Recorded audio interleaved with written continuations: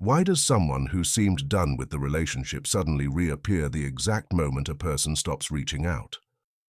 Most people think they come back because they suddenly miss you. That's only a tiny piece of the puzzle. The truth is, they come back because the moment you stop pursuing, you silently shift the balance of power. You remove the pressure they've been running from, and in its place, you create a vacuum of control, and that void is more terrifying to them than the intimacy they were trying to avoid. You didn't just set a boundary for yourself, you triggered their deepest fear, and we're about to break down exactly what that is. This pattern repeats across countless relationships, and the boundary that triggers this return is simpler than most people realize, yet it challenges everything most people believe about pursuing connection.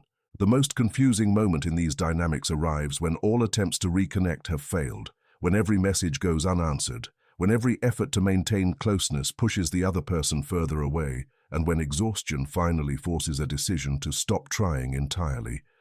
This stopping point represents what feels like giving up, like abandoning hope, like accepting that the relationship has truly ended. Yet this precise moment, this boundary of no longer pursuing, becomes the catalyst that shifts everything. Within days or weeks of this decision, the person who seemed to want distance starts making contact again. This pattern confuses people because it contradicts the common belief that showing more love, more effort, and more availability brings people closer.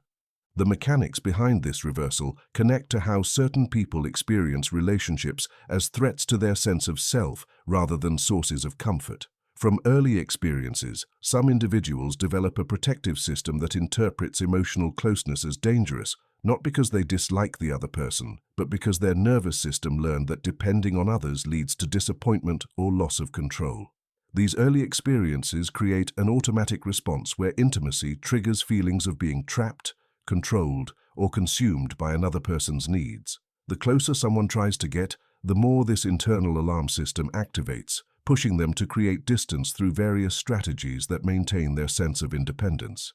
This protective system operates through specific patterns that emerge when relationships intensify, when emotional demands increase, when conversations turn deeper, when expectations for time together grow, or when commitment becomes more serious. The internal response activates a series of distancing behaviors. These behaviors include pulling away during periods when everything seems to be going well, finding flaws in the partner to justify emotional withdrawal, comparing the current relationship to idealized past relationships, avoiding vulnerable conversations, canceling plans, reducing communication frequency, and maintaining emotional unavailability even while physically present. Each of these strategies serves the same purpose of regaining a sense of control and independence that feels threatened by increasing closeness. The pursuit dynamic creates the exact conditions that reinforce this distancing response. When one person seeks reassurance, initiates frequent contact, requests emotional conversations, or expresses anxiety about the relationship's status, these actions trigger the other person's fear of losing autonomy. The more intense the pursuit becomes, the more threatened the other person feels, leading to more withdrawal, which then increases the pursuing person's anxiety, creating a cycle that escalates until the relationship breaks down completely. This cycle doesn't indicate that either person is wrong or bad, but rather that their protective systems clash in ways that trigger each other's deepest fears. The boundary that changes everything involves stopping all pursuit behaviors and allowing space to exist without trying to fill it. This boundary means no longer initiating contact, no longer seeking explanations for the distance, no longer trying to fix the relationship through conversation, no longer monitoring the other person's activities or social media, no longer making oneself constantly available, and no longer sacrificing personal needs to accommodate the other person's withdrawal. This boundary differs fundamentally from manipulation tactics or games because it represents a genuine shift in focus away from managing the other person's behavior toward managing one's own emotional state and needs. When this boundary gets established, several shifts occur in the dynamic that previously drove the other person away. First, the pressure that activated their defensive system disappears, allowing their nervous system to calm down from the heightened state of threat. Without the constant pursuit, they no longer feel the need to protect their independence through withdrawal, and the relationship no longer feels like something that will consume their identity or freedom. Second, the absence creates space for them to experience their own feelings about the relationship without the interference of responding to someone else's emotional needs. In this space, they can process whether they actually want connection without feeling forced into it.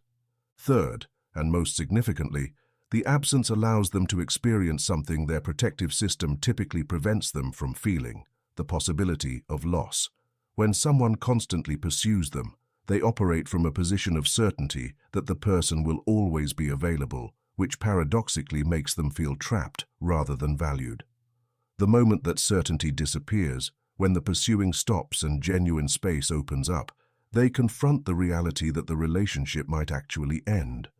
This confrontation with potential loss activates different feelings than the ones they experience during pursuit, feelings that include missing the person, recognizing positive aspects of the relationship they had been minimizing, and questioning whether their withdrawal was truly what they wanted. The return that follows this boundary often surprises people because it arrives without any effort to make it happen.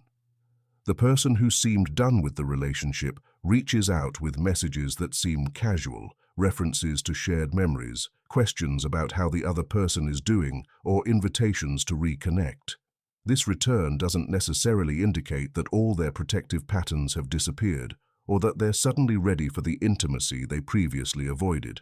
Instead, it indicates that the specific pressure they were responding to has lifted, allowing them to approach the relationship from a different emotional state. Understanding why this boundary works requires examining what happens inside a person's experience when they feel their independence threatened versus when they feel it's secure. The fear of losing autonomy operates as one of the most powerful emotional experiences for people with this protective pattern, often stronger than their desire for connection. This fear doesn't stem from not wanting love or closeness, but from early experiences where closeness came with conditions that felt suffocating, controlling, or dismissive of their individual needs. These experiences created an association in their nervous system between intimacy and loss of self, making their automatic response to closeness one of retreat rather than approach. When pursuit behaviors intensify, this fear activates fully, making the pursuing person seem like a threat to their survival rather than a source of love. Their mind begins generating justifications for why the relationship won't work, magnifying small incompatibilities into major issues, comparing the current relationship unfavorably to past relationships or idealized alternatives, and focusing on the demanding aspects of the partner while minimizing their positive qualities. These mental processes aren't conscious manipulation, but rather automatic protective responses designed to help them escape what feels like a dangerous situation. The more someone pursues during this activated state, the more evidence their mind creates to support the need to withdraw. The boundary of stopping pursuit interrupts this entire process by removing the threat that activated these protective responses. Without active pursuit, their nervous system begins to regulate down from the heightened defensive state. The mental processes that were generating reasons to leave begin to quiet, and they can start accessing different thoughts and feelings about the relationship. In this calmer state, they often experience what researchers describe as the deactivation of their defensive strategies, allowing them to remember why they were attracted to the person in the first place and to feel the absence of connection rather than the pressure of it. The space created by this boundary also allows them to experience their own desire for connection separate from responding to someone else's needs. When someone constantly pursues them, any movement toward connection feels like compliance rather than choice, which reinforces their need to resist to maintain their sense of autonomy. When the pursuit stops, any movement toward connection becomes genuinely their choice, which fundamentally changes how that movement feels to them. They can reach out because they want to, not because they're responding to pressure, and this distinction matters enormously to how they experience the relationship. Implementing this boundary effectively requires genuine commitment to personal well-being rather than using it as a strategy to make the other person return. The difference between these approaches shows up in the internal experience and in the consistency of behavior. Using space as a manipulation tactic involves constantly monitoring whether the other person is noticing the distance, feeling tempted to break the boundary when they don't respond quickly, experiencing anxiety about whether the strategy will work, and planning to resume pursuit if the desired response doesn't occur. Genuine boundary setting involves redirecting energy toward personal activities and relationships, processing emotions without trying to change the other person's behavior, accepting that the relationship might not resume, and recognizing patterns that led to the unhealthy dynamic. The practical steps for establishing this boundary start with complete cessation of initiation in all forms. This means no texts to check in, no social media interactions, no casual messages about shared interests, no attempts to engineer accidental encounters, and no communication through mutual friends. If the other person initiates contact, responses can be polite but brief, without attempting to extend the conversation or create opportunities for more interaction. This approach maintains respect while clearly demonstrating that the previous pattern of pursuit has ended. Simultaneously, energy that was previously directed toward managing the relationship needs redirection toward personal growth and well-being.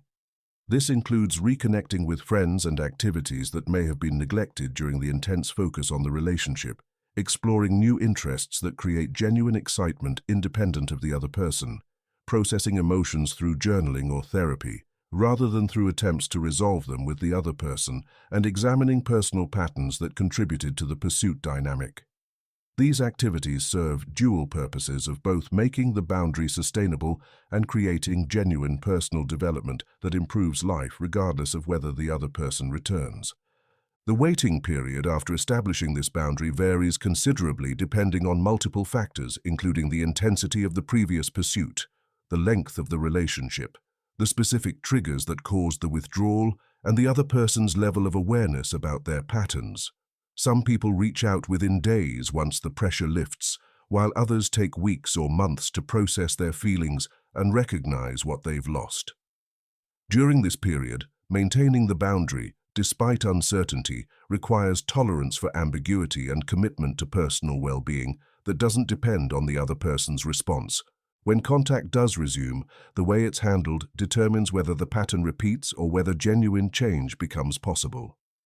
Immediately returning to previous levels of availability and emotional intensity recreates the exact conditions that triggered the withdrawal in the first place. Instead, maintaining healthy boundaries during reconnection involves responding to outreach without dropping everything, continuing personal activities and friendships rather than making the relationship the sole focus, communicating needs clearly without sacrificing them to keep the peace, and moving gradually toward increased intimacy rather than immediately resuming intense connection. The response to boundaries during reconnection reveals important information about whether the relationship can develop in healthier directions. People who respect boundaries and can tolerate gradual increases in intimacy show capacity for growth and change in their patterns. Those who become uncomfortable with reasonable boundaries or who begin withdrawing again when the relationship intensifies may not yet have the capacity for the kind of relationship that meets both people's needs. Observing these responses without immediately accommodating withdrawal provides crucial data about whether investing more energy in the relationship serves well-being. The deeper principle underlying why this boundary works connects to how all humans respond to pressure versus freedom in relationships. Pursuit creates pressure that activates resistance, while space creates freedom that allows authentic desire to emerge. This principle applies across different attachment patterns and relationship dynamics, though it manifests most dramatically in situations where one person has developed strong protective patterns around independence. Understanding this principle helps shift perspective from trying to make someone want connection to creating conditions where they can discover their own desire for it. The boundary also works because it represents authentic respect for both people's needs, rather than sacrificing one person's needs to accommodate the other's patterns. Previous pursuit often involved abandoning personal boundaries, accepting breadcrumbs of connection, tolerating inconsistent behavior, and prioritizing the other person's comfort over personal well-being. The boundary of stopping pursuit asserts that connection must be mutual and that one person cannot maintain a relationship alone through sheer force of will. This assertion of equality creates the possibility for genuine partnership rather than the pursuing distancing dynamic that benefits neither person. Importantly, establishing this boundary and potentially experiencing the other person's return doesn't automatically resolve the underlying patterns that created the dynamic in the first place. The protective system that drives withdrawal doesn't disappear simply because space was given and the person returned. Those patterns developed over years or decades of experience, and changing them requires awareness, commitment, and often professional support. If the relationship resumes without addressing these patterns, the cycle likely repeats with pursuit, triggering withdrawal, leading to another separation, followed by another return when space is given. Breaking this cycle long-term requires both people to work on their patterns rather than expecting the boundary alone to fix the relationship. The person with withdrawal patterns needs to recognize how their protective strategies create distance, understand the fears driving these strategies, develop capacity to tolerate intimacy without feeling threatened, learn to communicate needs before withdrawing, and build skills for managing the discomfort that closeness triggers. The person with pursuing patterns needs to understand how anxiety drives pursuit behaviors, develop capacity to self-soothe rather than seeking constant reassurance, maintain personal identity and interests independent of the relationship, recognize when accommodation becomes self-abandonment, and learn to accept uncertainty without trying to control outcomes through pursuit. The most challenging aspect of this boundary involves accepting that it might not lead to reconciliation, and that this outcome, while painful, might serve long-term well-being better than continuing an unhealthy pattern. Not everyone who withdraws will return, and not everyone who returns will be capable of the sustained effort required to change ingrained patterns. Some people remain stuck in protective strategies that prevent them from building the intimate relationships they claim to want. Recognizing this reality allows for grief about what won't be possible while opening space for relationships that don't require constant management of distance and pursuit.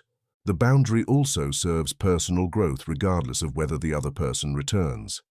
Learning to stop pursuit breaks patterns that often originate in personal history and that would likely repeat in future relationships without intervention. The skills developed through establishing this boundary, including tolerance for uncertainty, ability to maintain personal identity in relationships, capacity to respect both personal and others' boundaries, and willingness to accept that not all desired relationships serve well-being, transfer to all future relationship experiences. These skills create foundation for healthier relationship dynamics, whether with the current person or with future partners. Understanding why someone returns when pursuit stops also illuminates broader truths about attraction and desire in relationships. Constant availability often reduces value in the other person's perception, not because people only want what they can't have, but because absence creates space for longing, while constant presence can feel overwhelming. This doesn't mean playing games or withholding affection strategically, but rather maintaining healthy independence that allows both people to choose connection rather than feeling trapped in it. The difference matters enormously between manipulative withdrawal designed to create anxiety and healthy boundary setting that protects well-being. The return that follows boundary setting often includes attempts to resume the relationship at the exact point where it left off, without acknowledging the pattern that led to the break. This approach might involve casual messages that ignore the previous withdrawal, invitations to get together without discussion of what happened, or expressions of missing the person without taking responsibility for the behavior that created the distance. How these attempts get received determines whether the new interaction repeats old patterns or establishes new ones. Accepting the return without addressing the pattern signals that withdrawal and return can happen without consequence, making future repetition more likely. Instead, reconnection can include honest conversation about the pattern that developed, clear expression of needs for the relationship moving forward, acknowledgement of both people's contributions to the unhealthy dynamic, and establishment of specific boundaries that protect against pattern repetition. These conversations feel uncomfortable because they require vulnerability from both people, but they create opportunity for genuine change rather than temporary relief followed by eventual pattern repetition. The willingness to have these conversations and the other person's response to them provides crucial information about relationship viability. The specific boundary that triggers return is the boundary of self-respect and self-preservation that says pursuing someone who withdraws doesn't serve anyone's highest good. This boundary acknowledges that healthy relationships require mutual effort, that one person cannot sustain connection alone, that accommodating withdrawal reinforces it rather than preventing it, and that personal well-being matters more than maintaining any specific relationship. When this boundary gets established authentically rather than strategically, it shifts the entire dynamic from one of pressure and resistance to one of freedom and choice. The effectiveness of this boundary doesn't depend on the other person's response, but rather on the internal shift it represents. Whether the person returns or not, establishing the boundary of no longer pursuing creates benefits including restored sense of self-respect, reduced anxiety from trying to control another person's behavior, increased energy for activities and relationships that reciprocate effort, development of skills that serve all future relationships, and acceptance of reality rather than continuing to invest in fantasy about what the relationship could become with enough effort. These benefits accumulate regardless of whether reconciliation occurs, making the boundary valuable independent of its effect on the other person. Understanding this dynamic helps explain countless relationship situations where connection seemed impossible until pursuit stopped and then suddenly became possible again. The pattern appears across romantic relationships, friendships, family dynamics, and professional relationships where one person seeks connection and the other creates distance. While the intensity of the pattern varies, the underlying principle remains consistent that pressure creates resistance while freedom allows authentic engagement.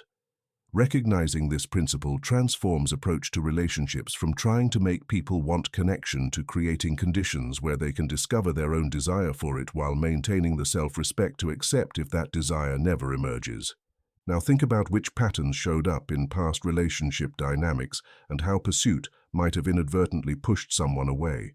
Share experiences in the comments about moments when giving space changed a relationship dynamic, and describe what happened when that boundary was established. If this exploration of relationship patterns resonated, hit that like button and subscribe for more content about understanding relationship dynamics and building healthier connections. Understanding these patterns helps everyone develop more awareness about how actions affect relationship dynamics and how boundaries serve connection rather than preventing it. Thanks for watching.